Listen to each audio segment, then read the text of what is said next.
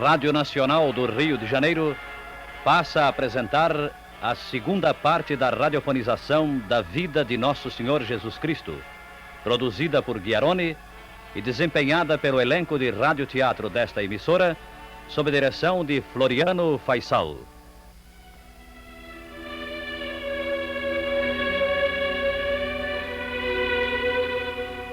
No ano 15º do Império de Tibério César, sendo Pôncio Pilatos governador da Judéia e Herodes tetrarca da Galileia, veio a palavra do Senhor sobre João. E ele andou por toda a terra da Jordânia, pregando o batismo e a penitência para a remissão dos pecados. Raça de víboras! Raça de víboras? Observe a autoridade com que ele nos chama raça de víboras. Horas de fogo, esse que chamam João Batista. Olha o traje que usa. Nada mais que um vestido de pele de camelo e um cinto de couro à volta dos reis. Raça de víboras! Como esperais escapar ao severo juízo que vos ameaça? Selvagem, sim. Veio do deserto. Dizem que só se alimenta de gafanhotos e de mel silvestre. E contudo nos chama raça de víboras, como se não fôssemos filhos de Abraão. Não vos vanglorieis dizendo: temos por pai Abraão. Mas como isso? Porque eu vos digo que destas pedras Deus pode fazer com que surjam filhos de Abraão. E erguendo o bastão, a cabeleira hirsuta tirada para trás, uma luz feroz nos olhos de fogo, o anacoreta João pregava numa voz ribombante que parecia ter a força de erguer o vento e o trovão e sacudir os elementos. O machado já está posto à raiz das árvores. E toda árvore que não dá bons frutos será cortada e lançada ao fogo. Aquele de vós que possui duas túnicas, dê uma ao que não tem nenhuma. Vós, publicanos, vós, cobradores de impostos, não cobreis mais do que está fixado pela lei. Vós, soldados, contentai-vos com o vosso soldo. Não causeis danos a outrem. Arrependei-vos das vossas faltas. Fazei penitência. O machado já está erguido. Procurai dar bons frutos, raça de víboras. Dai bons frutos antes que seja tarde.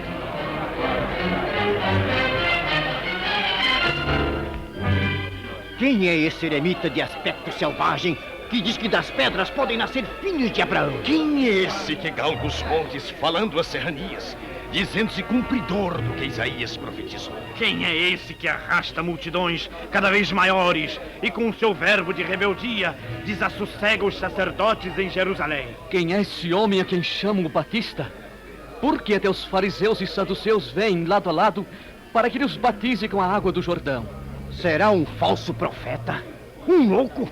Um agitador inimigo dos preceitos da lei? Ou será ele o enviado do Senhor? Aquele que veio reerguer do pó o povo de Israel?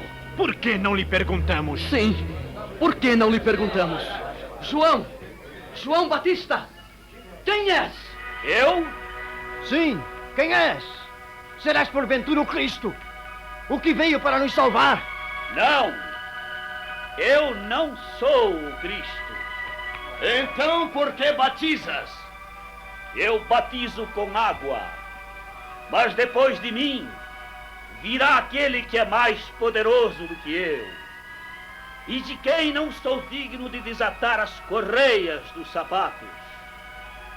Ele batizará, não com água, mas no fogo e no Espírito Santo.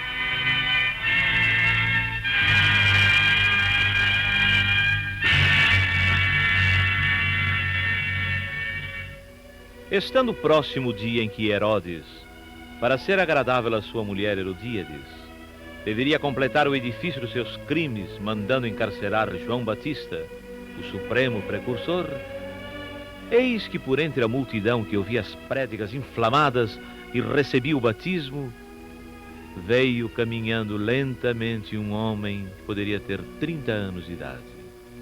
Vestia uma túnica branca, muito limpa, e nos seus olhos resplandecia a luz da tranquilidade infinita. Dos soldados, dos pecadores, dos essênios, publicanos, saduceus, de todo o povo ali reunido, ninguém o notou. Mas João Batista, ao vê-lo, o sentiu. Sentiu e exclamou: É Ele o Cordeiro de Deus, o que veio para tirar os pecados do mundo. A quem ele se refere? Aquele de túnica branca, com o cabelo penteado à moda dos nazarenos. É Ele de quem eu falava. Depois de mim, virá um de quem não sou digno de desatar as correias dos sapatos. João Batista, toma o púlcaro e derrama a água sobre a minha cabeça. Sobre tua cabeça? Eu? Sim, eu vim para ser batizado. Por mim? Eu é que devia ser batizado por ti. E tu é que vens a mim? Deixa por ora, porque assim nos convém cumprir toda a justiça. Pois bem, se é para cumprir o que está escrito, com esta água eu te batizo.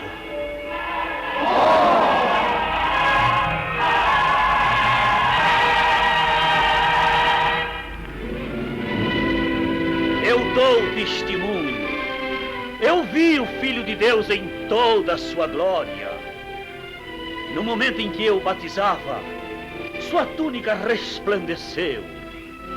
E o Espírito Santo desceu do céu em forma de pomba, pousando sobre a sua cabeça. E a voz, a imensa voz vinda dos céus, falou que eu ouvi. Este é o meu Filho amado, no qual está toda a minha complacência.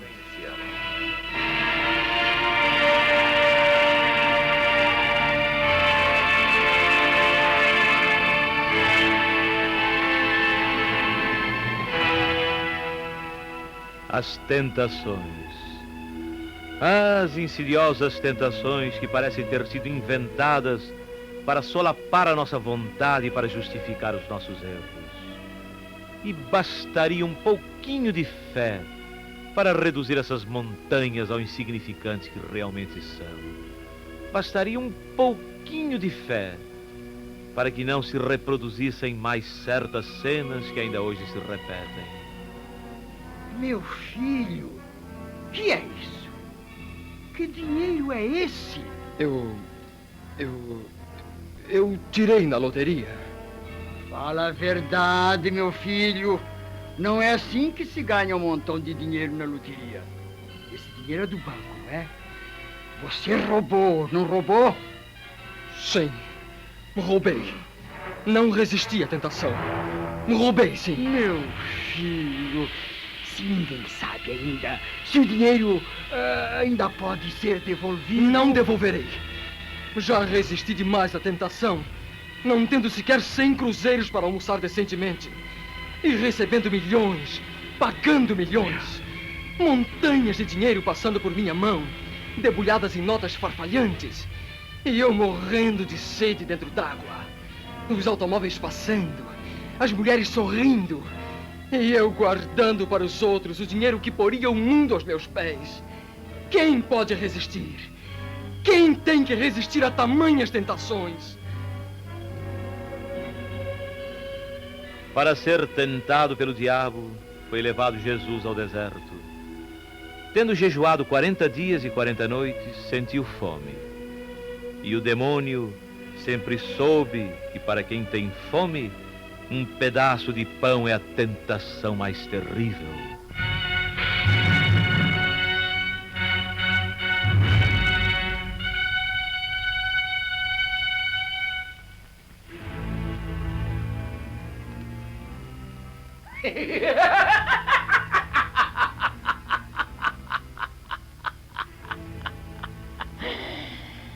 Se és filho de Deus, dize a essas pedras que se convertam em pão.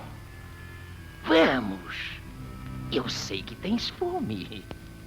Não queres transformar as pedras em pão para comer? Nem só de pão vive o homem, mas de toda a palavra que sai da boca de Deus.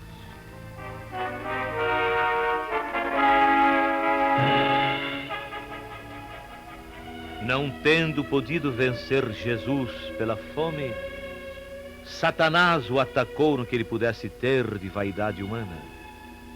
Voou com ele para a cidade santa. Com ele colocou-se no pináculo do templo e o desafiou a mostrar a sua condição divina.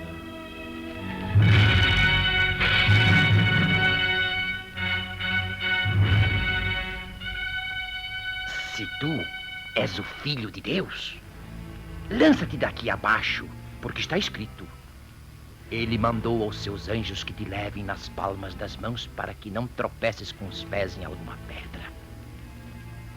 Que esperas? Não está escrito? Também está escrito: não tentarás ao Senhor teu Deus.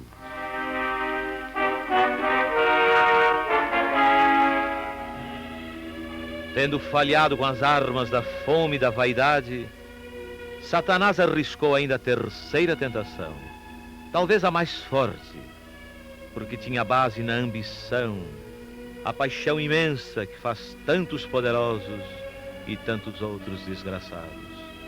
E transportando Jesus ao cume da montanha mais alta, e onde podia ver a maior extensão de terras, com seus casebres e seus palácios, com a sua pobreza e a sua glória, tentou ainda pela terceira vez.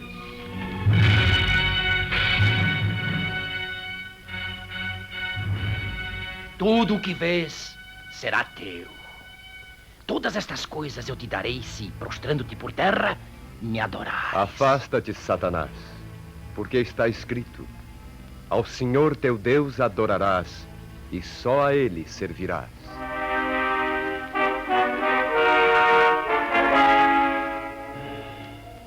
E desde então, não se inventaram tentações mais terríveis que a fome, mais embriagadoras que a vaidade, mais arrasadoras que a ambição. Por isso Jesus está ao seu lado, no seu século, na sua cidade, na sua hora, a cada vez que você resiste a uma tentação e se recusa a cair aos pés de Satanás.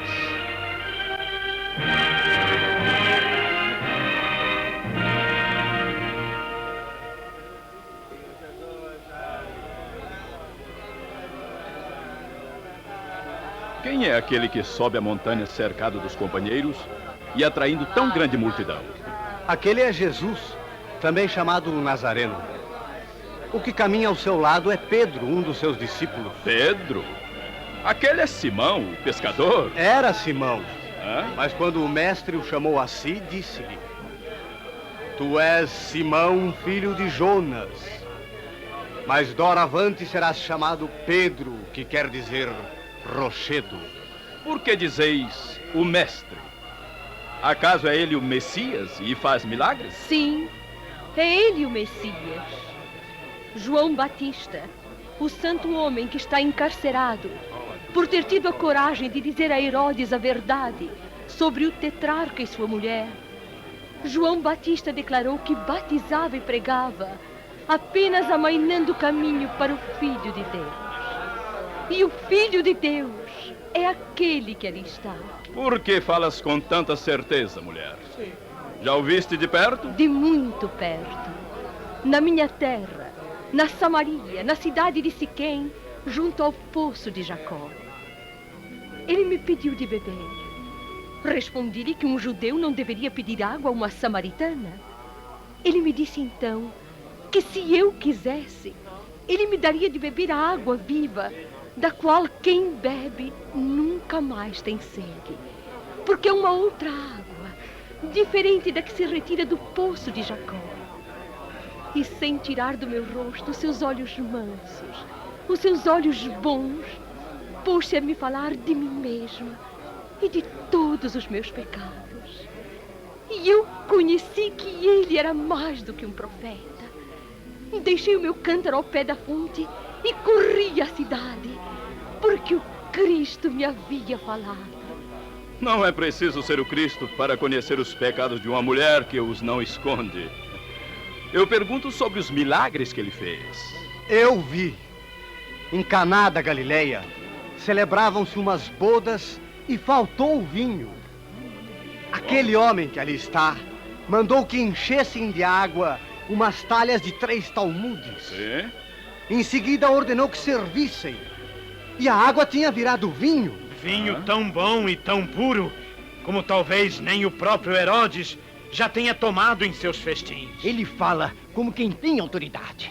Eu vi quando ele expulsou os vendilhões do templo, escorraçando-os com as suas mercadorias, seus bois e ovelhas, dizendo-lhes: não façais da casa de meu pai uma casa de negócios. Eu vi com estes olhos em Cafarnaum, quando ele expulsou um espírito imundo que se apoderara de um homem.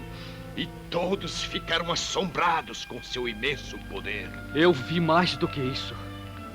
Na praia do lago de Genezaré, os pescadores estavam desanimados, porque haviam pescado toda a noite e não recolhendo peixe algum. Sim. Aquele que lá está, na encosta do monte, mandou que lançassem de novo as redes. Assim fizeram. E trouxeram tanto peixe que as 2 barcas quase foram a pique. Por esses e tantos outros prodígios, e pela palavra consoladora dos seus lábios, é que todo este grande povo se reúne para ouvi-lo, a despeito do que dizem os escribas e fariseus. Silêncio! O mestre vai falar! E por sobre a multidão agora cabisbaixa e silenciosa, veio do alto a voz de Jesus para dizer palavras tão belas que tanto poderiam estar sendo ditas da montanha para o céu, quanto do céu para a montanha. Se Jesus não tivesse feito nenhum outro milagre para provar que ele era o Filho de Deus, bastaria o sermão da montanha, este milagre de palavras imortais.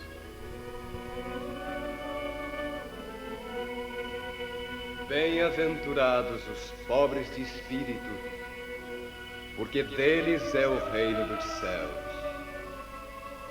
Bem-aventurados os mansos, porque eles possuirão a terra.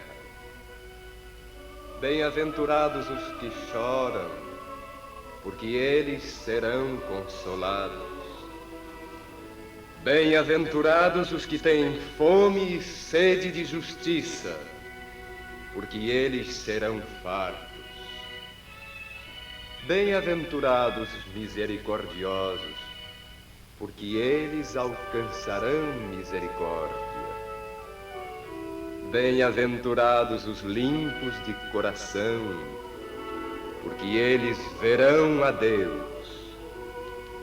Bem-aventurados os pacíficos, porque eles serão chamados filhos de Deus. Bem-aventurados os que padecem perseguição por amor da justiça, porque deles é o reino dos céus. Bem-aventurados sereis quando vos perseguirem e injuriarem por meu respeito. Alegrai-vos e exultai, pois o vosso galardão é copioso nos céus.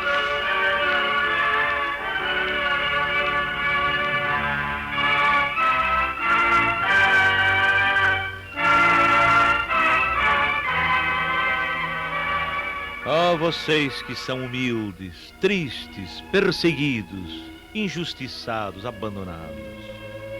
Estas palavras não têm 2000 anos. Estão sendo ditas agora e trazem o mesmo brilho aos seus olhos ao sacudirem o seu coração com o impacto da esperança. Ó vocês que conduzem ou deveriam conduzir, porque são chefes, mestres e governadores. Falando aos seus discípulos, Jesus fala a vocês.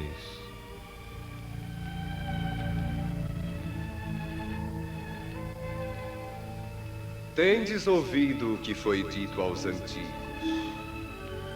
amarás o teu próximo e aborrecerás os teus inimigos.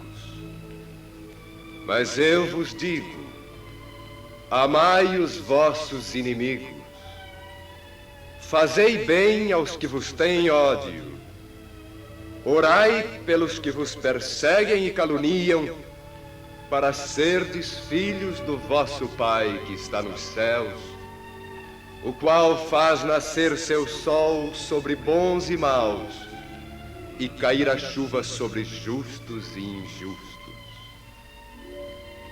Porque se vós não amais, senão aos que vos amam, que recompensa haveis de ter? Não fazem os publicanos a mesma coisa? E se vós saudardes somente os vossos irmãos, que fazeis nisso de especial? Não fazem também assim os gentios? Sede vós, logo, perfeitos, como vosso Pai Celestial é perfeito.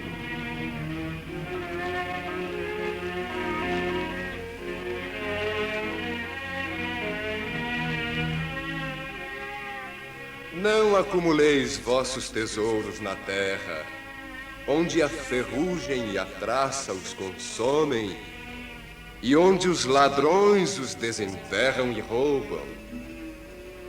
Mas guardai vossos tesouros no céu, onde não os consomem a traça e a ferrugem, nem os ladrões os desenterram e roubam. Porque onde o homem tem o seu tesouro, aí tem também o seu coração. Ninguém pode servir a dois senhores, porque ou há de aborrecer a um e amar ao outro, ou há de estimar a este e desprezar aquele. Não podeis servir a Deus e às riquezas.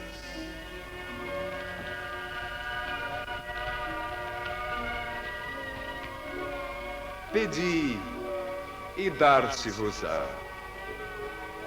Buscai e achareis. Batei e a porta abrir-se-vos-á. Porque todo aquele que pede, recebe, e o que busca, acha, e a quem bate, a porta se abre. Ou qual de vós, porventura, é o homem que, se seu filho pedir pão, lhe dará uma pedra? Ou se seu filho pedir um peixe, lhe dará uma serpente? Pois se vós, sendo maus, sabeis dar o que é bom a vossos filhos, tanto mais vosso Pai que está no céu e que é justo e perfeito, saberá dar o que é bom a cada um dos seus filhos que lhe pedir.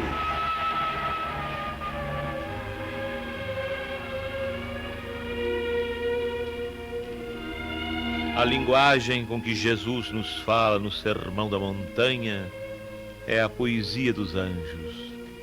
Como é pura e como é terrível. Guardai-vos dos falsos profetas, que vêm a vós vestidos de peles de ovelhas e por dentro são lobos vorazes. Pelos seus frutos os conhecereis. Porventura os homens colhem uvas dos espinhos ou figos dos abrolhos? Assim, toda árvore boa dá bons frutos, e a árvore má dá maus frutos. Toda árvore que não dá bons frutos será cortada e lançada ao fogo. Assim, pelos seus frutos os conhecereis.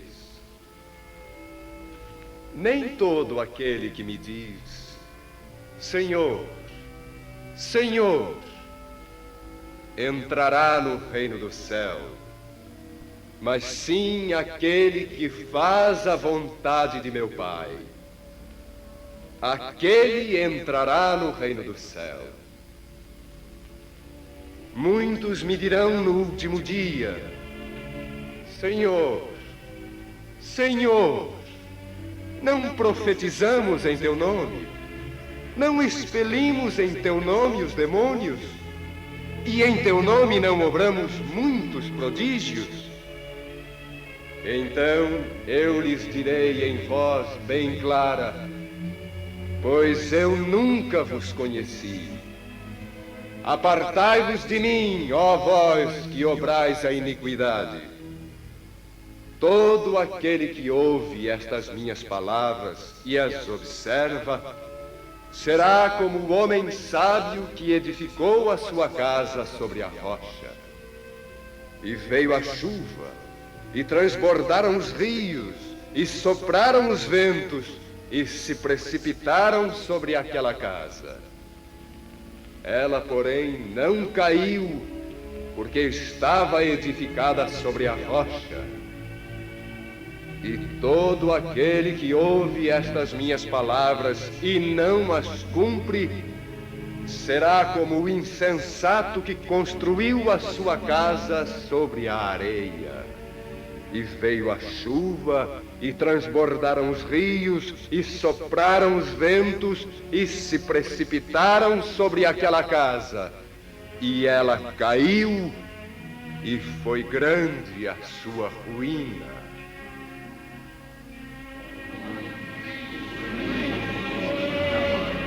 É maravilhoso! Nunca ouvimos falar assim. Nunca ninguém nos falou assim.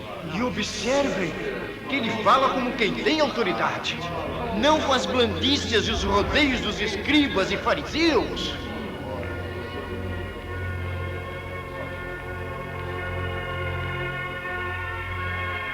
Olhai os lírios dos campos, olhai as aves do céu.